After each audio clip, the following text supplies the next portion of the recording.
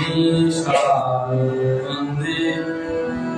তথঞ্জসা নিগদিত ভবতাম যথাহংসং সাধয়ামি ভগবন্নুষাধি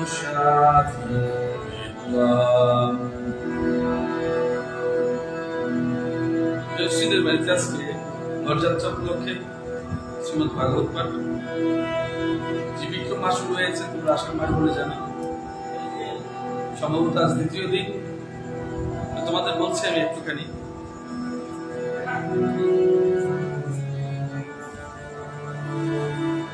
হে প্রভু, আমার অবস্থা একই। আমার মনোমতি আমি আমার ভাবে প্রতিষ্ঠিত থেকে আমার মায়ার প্রভাবে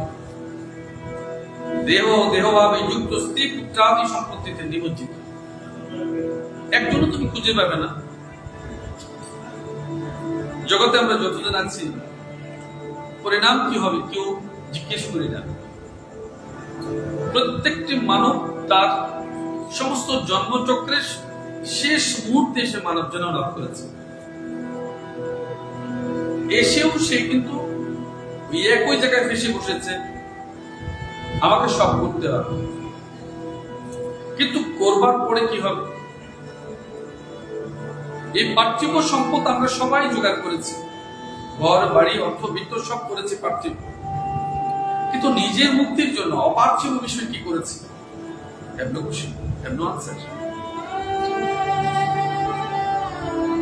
ওই জায়গায় ঠিক প্রশ্নটা আমার। পার্থিব সব হয়েছে, অপার্থিব ঘর হয়েছে, বাড়ি হয়েছে, স্বামী পুত্র সব হয়েছে, অর্থ বিত্ত বিলাস বেশন সব হয়েছে। পরমার্থিক মুক্তির জন্য কি হয়েছে? দুদিন পরে ওই দেখো শয্যাশায়ী হয়েছে। তোমরাও ভাবে চুটি চুবল যাবার বেলা কি করবে বল? কাকে বলবে? মুক্তির জন্য কে খারাপ হবে? এখন তোমার মুক্তির জন্য তোমার ছেলেমেয়েরা যে তোমাকে পিণ্ডদান করবে এই ভরসা তুমি করো না। যথাসময় করবেও না। যখন প্রয়োজন করবা তখন করবে না। যখন বৎসর শেষ হয়ে যাবে, নতুন করে জন্মলাভ করবে, তখন পিণ্ডদান করে কি ফল হবে? যে জন্মে থাকবে সেই জন্মে সুফল ভোগ করবে। কি লাভ হয়েছে? মুক্তি হবে হবে না।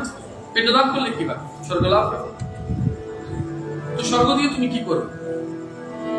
পুনর্বার এই জগতে ফিরে আসবে। এই জন্য পরমাত্মিক মুক্তির জন্য তুমি কি করেছো সেটা হচ্ছে সবচেয়ে বড় প্রশ্ন। শ্রীরামকৃষ্ণ তাই বলেছেন। কি বলেছেন? গীতাকে বলেছেন ত্যাগ।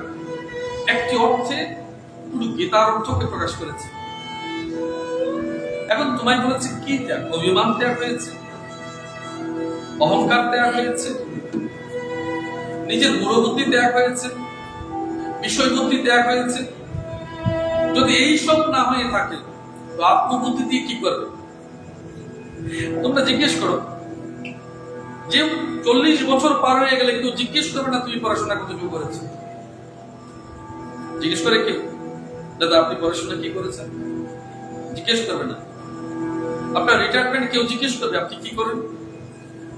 যে পদই থাকো না কেন কেউ জিজ্ঞেস করবে। ফ্রেমে বাঁধানো হয়েছে, আর কিছুতে নেই। হৃদয়ের ফ্রেমে বাঁধানো নেই, কাগজের ফ্রেমে বাঁধা হয়েছে।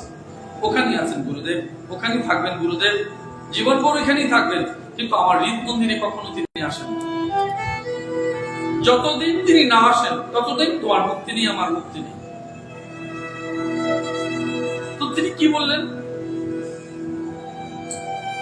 তিনি জীবনে এমন জায়গা নেই যেখান থেকে তিনি সত্যকে উপলব্ধি করেননি। যেখানেই সেম সেখানেই সমান,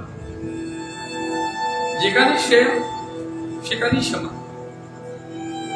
আর এটা প্রমাণ আয়াতবশীকে যখন পুজো দিয়েছে তখন প্রমাণও তুমি পেয়েছো। আমি খুব খুশি হয়েছি সে মূর্তিটা রেখেছে, গুরুদেবকে রেখেছে, গুরুদেবের আরাধনাকে রেখেছে, এবং আমরা যারা খুব ভালোবাসি রাধারানীকে তাও রেখেছি। খুশি করবা তুমি রেখেছি, কিন্তু সত্য এই একদম সঠিক করেছি। এখন এই শ্যামাকে তুমি কতটা ধারণ করেছো নিজ মুখে শ্যামা জিহ্বায় কামড় দিয়েছে, বলেছে লালসায় লাগাম দাও। কেন জিহ্বায় কামড় দিয়েছে? লালসায় লাগাম দাও। শুনেছ? শোনোনি? রোজ কালী পুজো করছো, তার প্রতিক্রম অর্থ তুমি বোঝনি। খর্গ ধরেছে কেন? যে বাসনাযুক্ত কামনাযুক্ত এই শুম্ভ নিশুম্ভ যখন দেখেছে খর্গ দিয়ে গলাটা আলগা করে ফেলেছে, ওই খর্গ তার জন্য রেখেছে। বিষয়ে বাসনার খর্গ দিয়ে খর্গ সময় আলাদা করে দাও। কালীকে ডাকলে সেরকম হবে, তাই বলেছে। অন্যমালা গলায় করেছে কেন? জ্ঞান মালা। জ্ঞান যার নেই তো সে তো মূঢ়, জগতের ক্ষতি করবে, নিজের ক্ষতি করবে। জ্ঞানকে এই জন্য অগ্নি বলা হয়েছে, জ্ঞানাগ্নি বলা হয়েছে। জ্ঞান আগ্নিতে বিষয়ের বাসনাগুলোকে, অজ্ঞান অন্ধকারকে নষ্ট করে দেওয়া। কোন বাড়িতে 1000 বছর ধরে অন্ধকার আছে,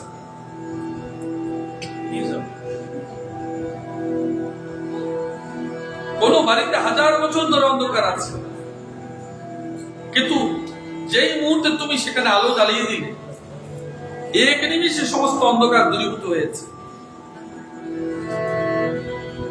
এক মুহূর্তে সমস্ত অন্ধকার। যেদিন থেকে তুমি সত্যকে জেনেছো, তুমি তোমার ভগবানকে জেনেছো, গুরুদেবকে জেনেছো, অর্থকে বুঝেছো, তোমার ভাগবতকে বুঝেছো, গীতাকে বুঝেছো, সত্যকে জেনেছো, সেই মুহূর্ত থেকে তুমি তোমার এই অজ্ঞান, 1000 বছরের অজ্ঞান অন্ধকার জগৎ তোমার থেকে দূরীভূত হয়েছে।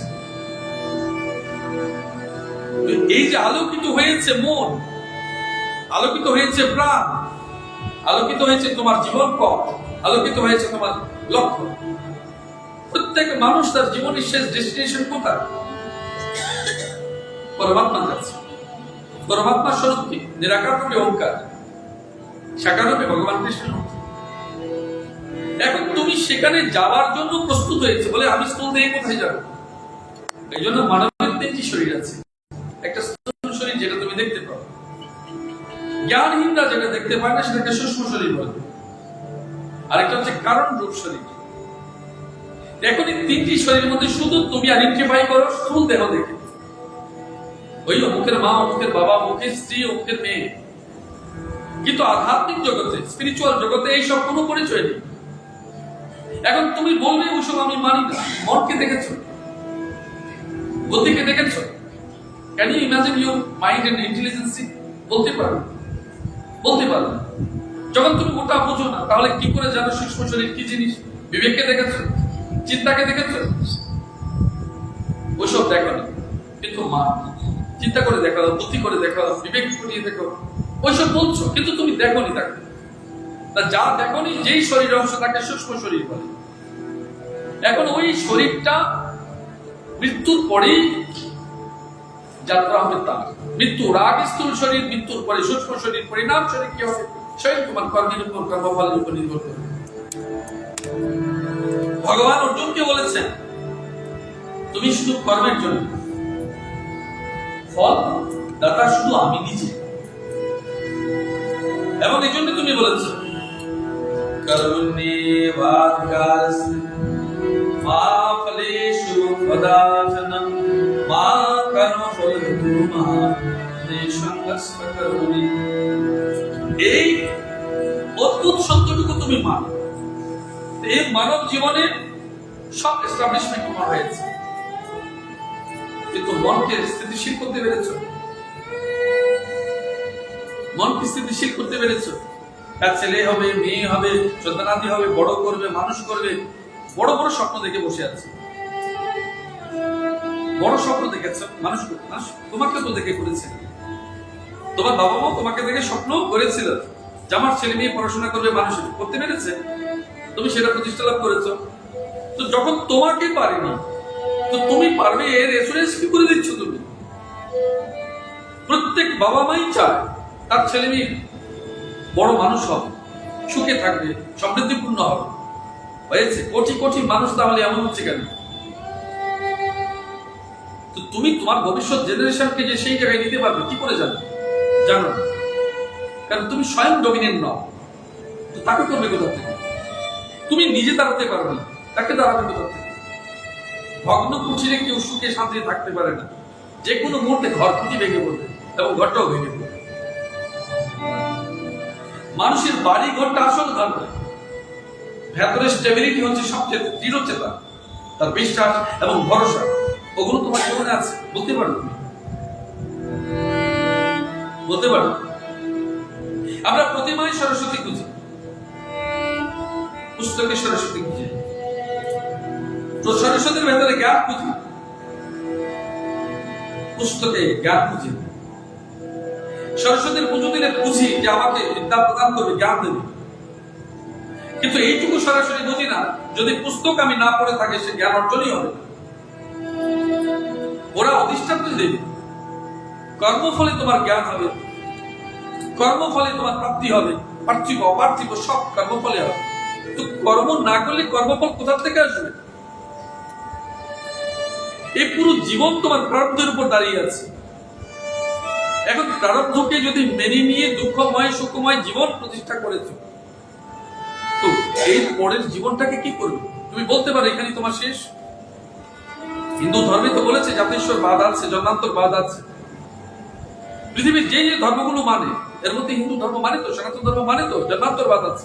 গীতায় বলেছে, ভাগবত বলেছে, জনপদের কাহিনীতে দেখেছে, অর্জুনকে যখন বলেছে তখন ভগবানের উদ্ধৃতি দিয়ে বলেছে। তো যখন ভগবান জন্মান্তরবাদ বলেছে, তাহলে তুমি নিশ্চিত জানো, এবং তোমাদেরকেও বলেছে 84 লক্ষ জন্মের, তোমরা কেউ দেবগণ, কেউ নরগণ, কেউ রাক্ষসগণ বলে কুষ্টি বিচারও করো। তো তুমি মানো যে তুমি অন্য জগৎ থেকে এসছো, অন্য লোক থেকে এসছো, তো পরেরটা কি হবে? কি করেছো? না, শ্রীরাম ঠাকুরের মধ্যে এইটুকু বলে, ভাগ্যকে মানিয়ে লইতে শিখুন, প্রারব্ধ প্রারব্ধ প্রারব্ধ। তো কোনো মহাপুরুষকে মানো না, কোন গুরুদেবকে মানো না, তো স্বয়ং কি ভাব? পরের জন্য কি ভেবেছে? এই জন্মে যেটা করবে তার ফলের জন্য আগামী জন্ম প্রস্তুত থাকবে। সবচেয়ে আশ্চর্যবোধ কি জানো? ভগবান শ্রীহরি অর্জুনকে এইটুকু বলেছেন গীতা, মৃত্যুর সময় যেই ভাবটুকু তোমার জীবনে থাকবে, সেই ভাবে তুমি সেই রূপ শরীর প্রাপ্ত হবে। বলে তাহলে আমরা সারা জীবন কেন ভাগবত করবো, গীতা পড়বো, এখন কি প্রয়োজন আছে? মুশকিল তো এই জায়গায়। যদি তুমি সারা জীবন ধরে অভ্যাস না করো, তাহলে তোমার শেষ জীবনে ওইটুকু মনে থাকবে না। ধরো ক্লাস 12 কিংবা গ্রাজুয়েশনের একটা মেয়েকে কোনোদিন রান্না করে ধরে এনে বললে, ঠিক আছে আমাকে ভালো করে রান্না করে দাও, দিতে পারবে? পারবে। তো সে রান্না করতে করতে অভ্যেস করেছে। একদিনে মানুষ পণ্ডিত হয়নি, পড়তে পড়তে পণ্ডিত হয়েছে। তোমারও জ্ঞান একদিনে হয়নি, অভিজ্ঞতা একদিনে হয়নি। অভিজ্ঞতা বয়স ছাড়া, সময় ছাড়া অভিজ্ঞতা হয় না। জ্ঞান হতে পারে কিন্তু অভিজ্ঞতা হবে না। অভিজ্ঞতা হবে কাজের নিরিখে, দীর্ঘদিনের সময় অব্যাহতির পরে তারপর হচ্ছে তোমার। এই জীবনে তুমি সেই রূপ অভ্যাস যদি না করে থাকো, তাহলে শেষ বেলাতে তোমার ভগবানের নাম মনে থাকবে কেন?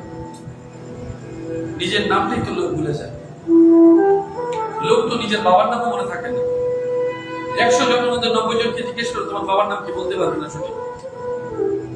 বলে কি চ্যালেঞ্জ মনে হচ্ছে? আমি বলছি তোমরা নিজেরাই জিজ্ঞেস করো, তোমার বাবার নাম সঠিক করে বলবে না। বলবে না।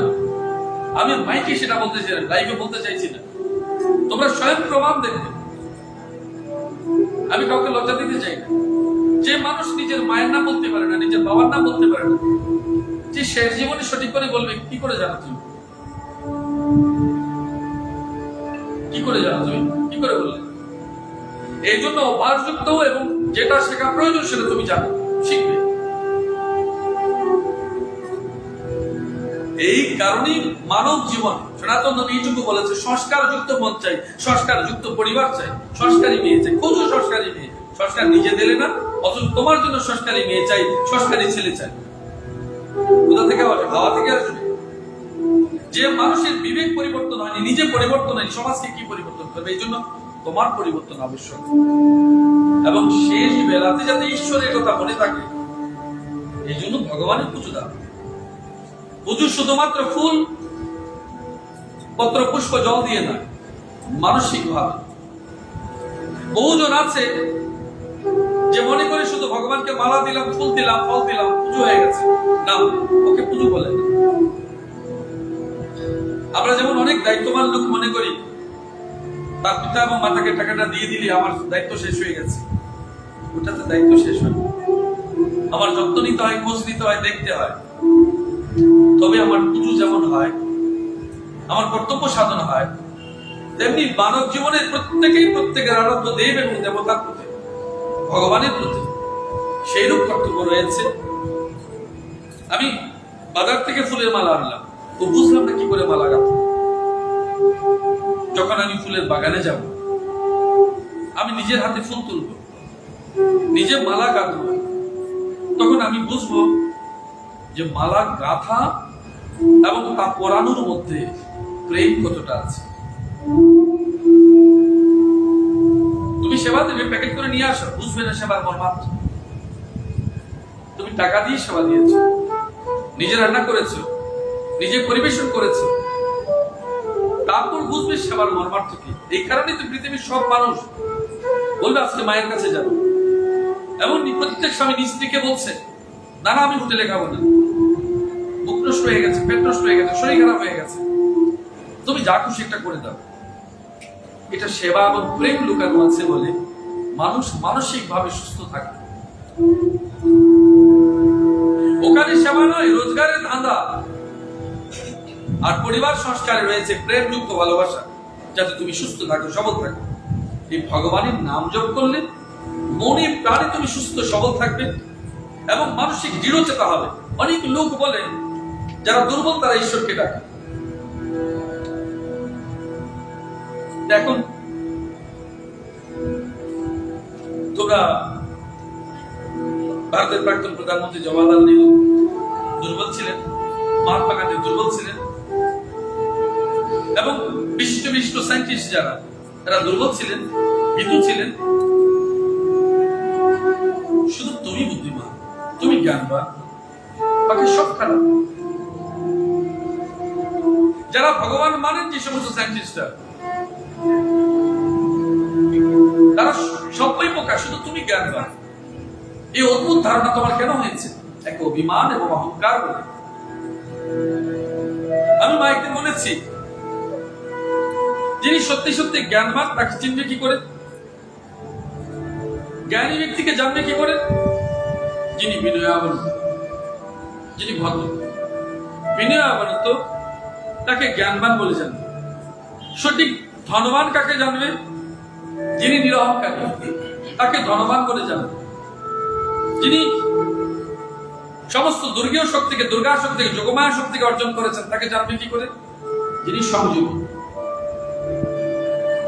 বলছো মুখে কালী ভক্ত, আবার লাঠি সোটা দাও পন্থা কুড়াল নিয়ে তুমি দৌড়াচ্ছ, সংযমী কোথা থেকে হলে? ভগবানের যোগ করতে বলেছে, তুমি বিয়োগ করছো, লোককে বাদ দিয়ে দিচ্ছ, লোককে সরিয়ে দিচ্ছ, লোককে ঘৃণা করছো, লোককে তুচ্ছ তাচ্ছল্য করছো, লোককে অবহেলা করছো, লোককে সেবা দিচ্ছ না, আবার তুমি যোগ করতে চাইছো। যোগ এই না। নিজের সমৃদ্ধি করাটাকে যোগ বলে না, আত্মিক সমৃদ্ধি করাটাকে যোগ বলে। এই আত্মিক সমৃদ্ধি কি করে হবে? আত্মিক যোগ কি করে হবে? আত্মার সঙ্গে আত্মার যুক্ত হয়েছে তোমার ভাই, তোমার বোন, তোমার মা, তোমার বাবা, তোমার গুরুদেব, আত্মার সঙ্গে আত্মার যুক্ত। এবং এইভাবে যুক্ত হতে হতে তুমি দেখবে বৃহৎ জগৎ পরমাত্মার সঙ্গে যুক্ত হয়েছে। শ্রীরামকৃষ্ণ কি বলেছেন? যেহেতু আমি তোমাদের গুরুদেব শ্রীরামকৃষ্ণ, আমি ওইটাই বলবো, যত্র জীব তত্র শিব। তো শিব শব্দের অর্থ কি? শিব শব্দের অর্থ কল্যাণ। যিনি কল্যাণী তিনি শিবানী অর্থ দুর্গা। তো তোমার এই নামটির অর্থের মধ্যে কল্যাণ কোথায় আছে বলো? সেবাতে কল্যাণ, লোকের কল্যাণের জন্য, জগতের কল্যাণের জন্য তোমার ভূমিকা কতটুকু বলো? তা শুধু নিজের জন্য করেছো? জগতের কল্যাণের জন্য তোমার গুরুদেবের ভূমিকা তুমি কতটা পালন করেছো? গুরুদেবের বাক্য কতটা তুমি পালন করো? এবং এটি আত্মার কথা বলেছি। তো সুযোগ্য শিষ্য শ্রী বিবেকানন্দ কি বলেছেন? বীর সন্ন্যাসী বিবেকানন্দ কি বলেছেন? বহু রূপে সন্মুখে ছাড়ি কোথা খুঁজেছ ঈশ্বর, জীবে প্রেম করে যেইজন সেইজন সেবিছে ঈশ্বর। তো যত্র জীব তত্র শিবের মাঝে যত আত্মা তত পরমাত্মার স্বরূপ তুমি দেখেছো। মহাপুরুষের বাক্য তো খাতায় কাগজে কলমে রয়ে গেছে। তোমার উপলব্ধিতে নেই। এই কারণে মা মানুষের জীবনে সবচেয়ে বড় বিষয় যেটা প্রয়োজন সে হচ্ছে চেতনা। আর যেটা তোমাদের ভেতর তা করবে হয়তো নেই। এই চেতনা যতদিন না হচ্ছে, এই লেখাপড়ায় চেতনা হয় না, ওটার সঙ্গে চেতনা সম্পর্ক নেই। তোমার দুঃখে আমার চোখে জল আসে না, আমার দুঃখে আমার চোখে জল আসে। তোমার বেদনায় আমার যন্ত্রণা হয় না, আমার বেদনায় আমার যন্ত্রণা হয়। জানবে তোমার চেতনা নেই। তোমার শীত লাগছে তুমি বুঝতে পারছো, ওর শীত লাগছে তুমি বুঝতে পারছো না, মনে রাখবে তোমার চেতনা নেই। তোমার খিদে পেয়েছো, তুমি খেতে দিয়েছো, চিৎকার চেঁচামেচি করছো, আরেকজন দুদিন খেতে পায়নি পড়ে আছে, তার জন্য তোমার বিবেক কাঁদে না, মনে রাখবে তোমার চেতনা নেই। মানুষ কিসে হয়েছে? এই স্বরূপ দেখতে মানুষের মতো, বাস্তবিক খুঁজে দেখো তুমি মানুষ কিনা। আমাদের জীবনের সবচেয়ে বড় সমস্যা কি জানেন? বলছি নিজেকে মানুষ। শতকরা কতজন লোক ব্যবহার জানি বলো? আমি নিজেকে দিয়ে বলছি, কতজন লোক ব্যবহার জানি? তোমার ছেলেই তোমাকে মানে না, তোমার মেয়েরাই তোমাকে মানে না, তোমার পরিবারের লোক তোমাকে মানে না। তো মানি না মানব বলতে কোথা থেকে? মানি না যখন মানব, এই হিউম্যান বিং কোথা থেকে আসলো তুমি বলো? যখন তোমায় কেউ মানে না, তো তোমার গর্ব তোমায় মানে না, তোমার উত্তরসূরি তোমায় মানে না, তো ওদের কে মানবে? জগতে কেউ কাউকে মানে না। যতদিন মানে না ততদিন চেতনা হয় না। যিনি মেনেছেন তিনি মানব হয়েছেন, যিনি মানেননি তার বিবেক নেই বলে তিনি পশু সমতুল্য হয়েছেন। এই জন্য লোককে ভালোবাসা, লোককে মানা। এবং এটা তুমি জানো যে আমাদের মধ্যে বহু মানুষ, বলছি তো, ব্যবহারই জানে না কি করে কথা বলতে হয়। মানুষের বিচার করি আমরা কিসে দিয়ে? তার কাগজের সার্টিফিকেটের যোগ্যতা দিয়ে, অর্থের যোগ্যতা দিয়ে, ক্ষমতার যোগ্যতা দিয়ে। মা এইসব মৃত্যুর পরে থাকে না, কেউ মনেও রাখে না, লোক ঘৃণা করে। এইসবকে লোক ঘৃণা করে। তোমরা হয়তো জানো না, ভয় আমি বলবে না, বলে দেবেন কাগজে পত্রে যোগ্যতা কতটুকু, পড়াশোনা বলা গেলি যত জন সিদ্ধ পুরুষ দেখেছ, কাগজে পত্রে যোগ্যতা কতটুকু। তো ওনাদের যদি তোমরা সেই রকম ভাবো, তো জগৎকে এত মহাজ্ঞান, ব্রহ্ম জ্ঞান কি করে দিয়েছেন? লোকশিক্ষা কি করে দিয়েছেন? লোক সংগ্রহ কি করে করেছেন? জগতে লোক সংগ্রহ করবার জন্যই ওনারা বলেছেন লোক সংগ্রহ।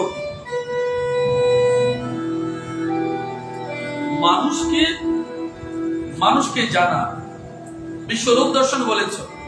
তুমি তোমার আশপাশের মানুষকে জানতে পেরেছ? এই আশপাশের মানুষকে জানা মানে একটি ব্রহ্মকে জানা।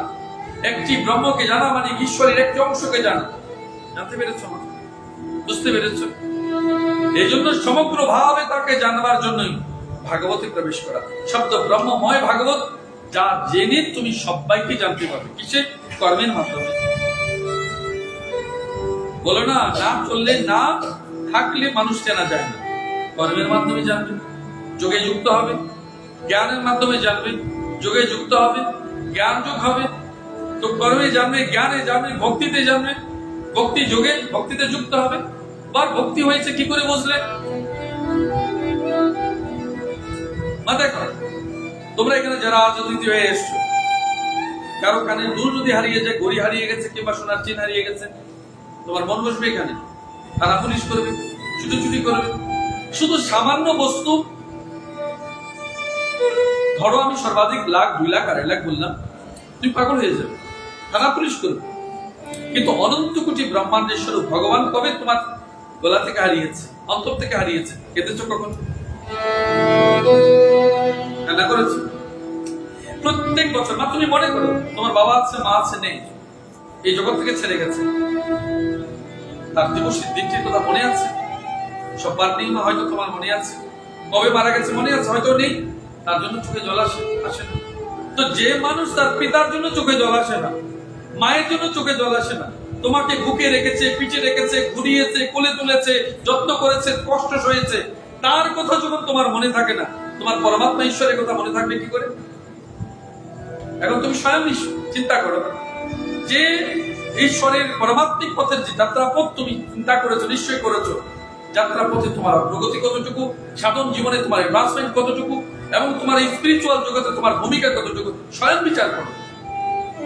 গরু হারিয়েছে কান্না করছো, ছেলে হারিয়েছে কান্না করছো, মেয়ে হারিয়েছে কান্না করছো, নাতি হারিয়েছে, জগৎ ত্যাগ করেছো, ভগবান হারিয়ে গেছে জীবন থেকে, কদাপি কি কেঁদেছো? কদাপি কি রাগ করবে না? অনেকে তো ফেশন করে বলে আমার এই গুরুদেব, আমি ওই গুরুদেবের শিষ্য, ফেশন করে বলে, মানে খুব ভালো গুরুদেবের নাম বলতে পারলে খুব খুশি হয়। It is one kind of fashion. ধর্ম, রিলিজিয়াস এবং স্পিরিচুয়ালিটি কি এটা ফ্যাশনের বিষয়? স্বয়ং বিচার করো। এই জন্য ভগবান শ্রীহরি বলেছেন, শ্রীকৃষ্ণ বলছেন, কোটি কোটি জন্মের পুণ্য সঞ্চয় হলে তবে তোমার বাড়িতে ভাগবতের আগমন ঘটে। কোটি কোটি জন্মের পুণ্য সঞ্চয়, প্রত্যেকের বাড়িতে গীতা আছে। কতজন পড়ুক? কি করবে? কি করবে মা? জীবন থেকে অবসর নেওয়ার পরে, কর্মজীবন থেকে অবসর নেওয়ার পরে কি করবে? কিছুদিন আগে একটা ঘটনা ঘটেছে মা। সারা জীবন রাজনৈতিক পদে থেকেছে, বড় পদে থেকেছে এবং অত্যন্ত পাওয়ারফুল ছিলেন। আমি তার কর্মজীবনের সঙ্গে ছিলাম, পাশেই ছিলাম। সারা জীবন ঈশ্বরকে মানেননি, সারা জীবন গীতাকে মানেননি, সারা জীবন ভগবানকে মানেননি। আচ্ছা, কিছুদিন আগে এক অদ্ভুত উপায়ে তিনি মারা গেছেন, এক অস্বাভাবিক ভাবে তার মৃত্যু হয়েছে। মৃত্যু কিছুদিন আগে আমাকে খুব ভালোবাসতেন বলে আমাকে একটা শ্রীরামকৃষ্ণ মিশনের একটা গীতা এনেছেন দেখানোর জন্য, বলে দেখো দেখো এটার মধ্যে কি সুন্দর সুন্দর কথা লেখা আছে। আমি নামটা বলবো না, ওনাকে বললাম শেষ জীবন আপনি এটা তো না না, আমি মহারাজকে জিজ্ঞেস করেছি, আমার একটা প্রশ্নের উত্তর দিয়েছে, দেখো দেখো তুমি তুমি বুঝবে। হ্যাঁ হ্যাঁ, তুমি খবর বুঝবে। মনে পড়েছে আমি গীতা পাঠ করি, ভাগবত পাঠ করি, আবার এই উত্তর দিয়েছেন, না না তুমি তো বুঝবে। না না, আমি আপনার কাছে কিছু বুঝি না, আপনি অনেক বয়স্ক মানুষ, জীবন থেকে কর্মজীবন থেকে অবসর নিয়েছেন, আমি আপনার কাছে কিছু না, বলুন না আমি শুনছি। যে ব্যক্তি যত জ্ঞানী হন না কেন, সাগরে জল যদি তুমি ঢালো, সাগর জল গ্রহণ করে না। তুমি যদি পুকুরে জল ঢালো, পুকুর জল কি না করবে? সে তুমি আমায় দেবে না? যার জল যত বেশি, তার ধারণ ক্ষমতা তত বেশি। তুমি যতই ঢালো তত, পৃথিবীর সমস্ত নদী সাগরে মিলিত হয়। সাগর বলেছে না নদী তোমার আর জল আমার লাগবে না। যিনি যত জানেন তার ধারণ ক্ষমতা তত বেড়ে যায়। কিন্তু নদী দেখো, সামান্য বর্ষা হলে ফুলে যায়, ফ্লাড করে ফেলে, তার ধারণ ক্ষমতা নেই। কিন্তু জ্ঞানবান ব্যক্তির ধারণ ক্ষমতা অধিক বলে তিনি কখনো বিচলিত হবেন না। বলেছেন না, আমি একটু বলতে চাইনি যে আমি জ্ঞানবান, আমি উদাহরণ দিয়েছিলাম। বলেছেন, সম্মান করেছি, না দাদা ঠিক আছে, আপনি বলেছেন, আমি অবশ্যই শুনবো। আমি এখনো আমার ড্রয়ারে রেখে দিয়েছি গীতাটা, আমি মাঝে মাঝে খুঁজে দেখি। এখন দেখুন, কিন্তু অদ্ভুত ভাবে মৃত্যুবরণ করেছেন, অস্বাভাবিকভাবে মৃত্যু হয়েছে। এখন প্রশ্ন এই জায়গায়, ক্ষমতা ছিল, অর্থ ছিল, মৃত্যু ছিল, পাওয়ার ছিল, সব ছিল, কিন্তু মৃত্যুটা কেন অস্বাভাবিক হয়েছে? সারা পৃথিবীতে সবচেয়ে অস্বাভাবিক মৃত্যু কোথায় আছে? পাশ্চাত্য দেশগুলোর মধ্যে। কিছুতেই তার অভাব নেই। এই ভারতবর্ষ থেকে গীতা, ভাগবত, সংস্কৃত সারা পৃথিবী লুটে নিয়েছে। খুঁজে দেখো মা, কিন্তু আমরা অদ্ভুত ভাবে আমরা হেরে গেছি। আজ কেউ তুলসীর মালাকে ঘৃণা করছি, কেউ ফোঁটাকে ঘৃণা করি, কেউ কালীকে ঘৃণা করি, কেউ শিবকে ঘৃণা করি, কেউ কৃষ্ণকে ঘৃণা করি, কেউ রাধারানীকে নামে বদনাম করি, কেউ কৃষ্ণের 1600 রানী কেন সেই নিয়ে বদনাম করি। মানে total we have no knowledge. এই জন্য আমরা যা খুশি তা বলছি। আমরা আমাদের সনাতন ধর্ম সম্বন্ধে বুঝি না বলে আমরা আমাদের মতো করে বোঝাতে চেষ্টা করি এবং আমরা নিজেদেরকে জ্ঞানবান বলে প্রতিষ্ঠা করবার জন্য প্রচেষ্টা করি। কি অদ্ভুত প্রবঞ্চনা! না নিজে জানলাম, না সমাজকে কিছু দিলাম, কিন্তু আমি আমার জীবদ্দশায় অসংখ্য ক্ষতি করে গেলাম। এইটুকু বুঝবার সময় যেদিন আসবে, যেদিন শেষ জীবনের শেষ স্তরে পৌঁছে যাই, সেদিনটুকু এইটুকু দুই চোখে শুধু জল হয়ে আসে যে আমার ছেলেটাকে তো মানুষ করতে পারেনি, মেয়েটাকে কিছু দিতে পারেনি, আমার স্ত্রীকে কিছু দিয়ে যেতে পারেনি, আমার জীবনটা বোধহয় ব্যর্থ হয়ে গেছে। এই ব্যর্থতার যেদিন গ্লানি ভাব হয়, ব্যর্থতার যেদিন কষ্ট হয়, সেদিন সব স্বাভাবিক মৃত্যু হয়। সেদিন সে বিছানায় শয্যাশায়ী হয় এবং বাকিকেও কষ্ট দেয়, নিজেও কষ্ট পায়। এবং তোমরা তাদের জন্য প্রায়শ্চিত্তের ব্যবস্থা করে রাখো, যে মরছে না কেন, প্রায়শ্চিত্তের ব্যবস্থা করো। না করবে না মা, অনেক কথা বলে ফেলেছি।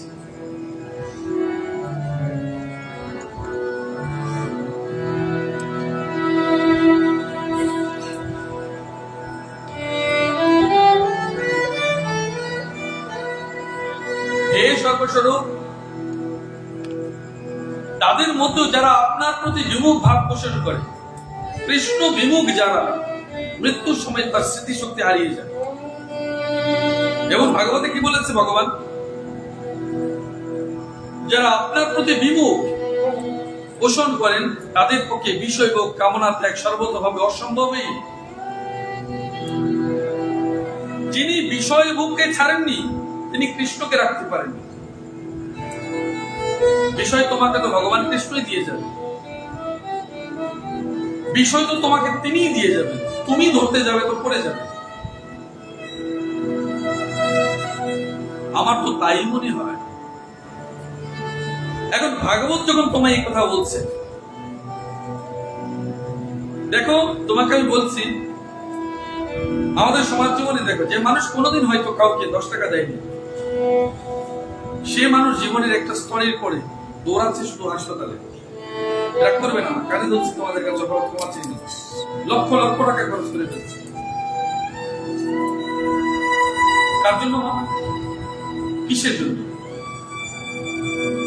কিন্তু কোনদিন যদি তুমি 10টা গরিব মানুষকে সামান্য বস্ত্র, সামান্য অর্থ, সামান্য অন্নদান করতে, গর্ভগীতায় দেখো কি বলেছে, আর যারা ধনী কান্তিময় দেহ প্রাপ্ত হয়েছে সে তো অন্নদান করেছে বলে।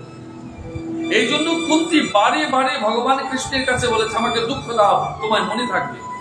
তোমার সব হয়েছে তাই গোবিন্দ বলেছ, যেদিন তোমার থাকবে না সেদিন তুমি গোবিন্দকে বারে বারে মনে করবে। মানুষ স্বাভাবিক কারণেই ভুলে যায়। এবং অতীব দুর্ভাগ্য, আমি বহু জনকে দেখেছি যখন কিচ্ছু ছিল না বারে বারে ছুটে গেছে, ভগবানকে প্রণাম করছে, মাথা ফাটিয়ে দিচ্ছে ভগবানকে চিৎকার করতে করতে। যখন সব হয়ে গেছে তখন ভগবানকে ভুলে গেছে। মনে নেই ভগবানই ভালো নয়, ভগবানই ভালো নয়। বিপদে পড়লে ভগবান ভালো হয়, বিপদ ছেড়ে গেলে ভগবান ভালো হয় না, মন্দ হয়ে যায়।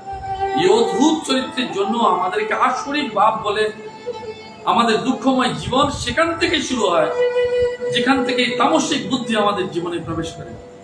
আজকে মায়ের এতটুকুই। রাধে রাধে।